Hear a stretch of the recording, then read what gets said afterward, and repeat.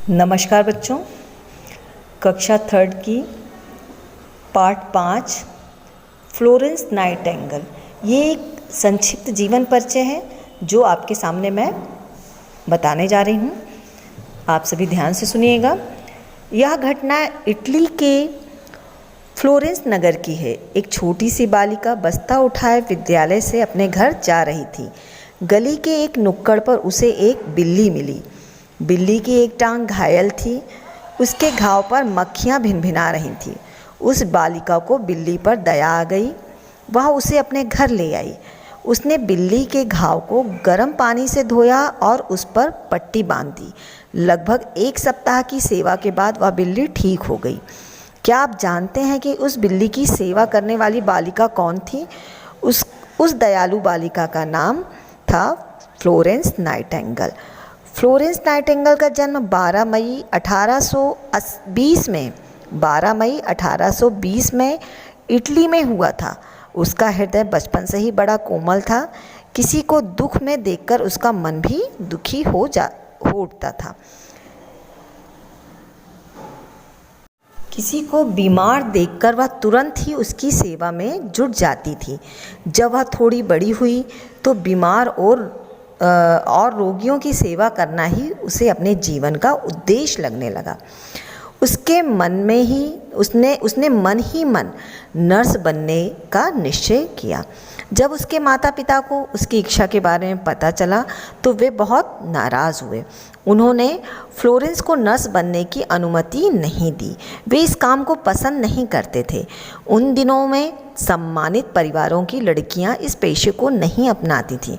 जब फ्लोरेंस को अपने माता पिता से अनुमति नहीं मिली तो वह बहुत उदास हो गई। अंततः माता पिता को उसके दृढ़ निश्चय के आगे झुकना पड़ा। फ्लोरेंस ने अस्पतालों में जाकर नर्स का कार्य किया। काम के प्रति उसकी लगन को देखकर उसे लंदन में नर्स संस्थान का अध्यक्ष बना दिया गया। सभी उसके काम की बड़ी प्रशंसा करते थे। उन्हीं दिनों इंग्लैंड को एक युद्ध का सामना करना पड़ा। युद्ध में घायल सैनिकों को अस्पतालों में लाया जाने लगा। गंभीर रूप से घायलों को स्कूटारी स्थित अस्पताल में लाया जाता था। उस अस्पताल में रोगियों की देखभाल की जिम्मेदारी सरकार ने फ्लोरेंस को सौंप दी। इस अस्पताल में रोगियों की सेवा और देखभाल का उचित प्रबंध नहीं था। फ्लोरेंस ने अपने प्रयत्नों से रोगियों की ज़रूरी सुविधाएं उपलब्ध कराई। वह दिन रात रोगियों की सेवा में जुट गई। वह स्वयं प्रत्येक रोगी से मिलती थी। अस्पताल में बिजली का प्रबंध नहीं था, इसलिए वह रात को हाथ में लैंप लेकर रोगियों के पास जाती थी। रोगी उसे देखते ही पीड़ा भूलकर मुस्कुरा उठते थे। बीमार सैनिक उसे लैंप वाली देवी कहते थे।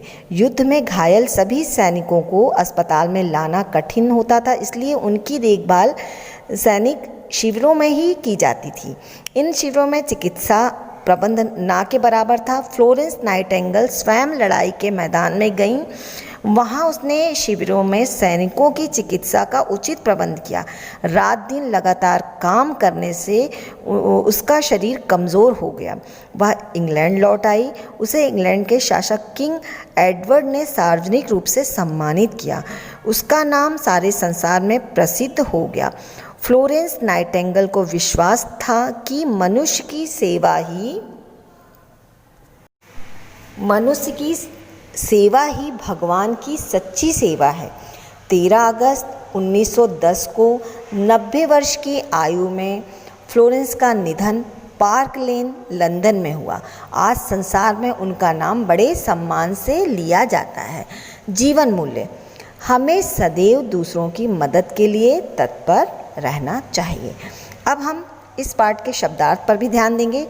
नुक्कड़ यानी कोना, घाव, जख्म, नर्स, परिचारिका, अनुमति, आज्ञा, चिकित्सा, इलाज, प्रसिद्ध, मशहूर, शिविर, छावनी, दृढ़,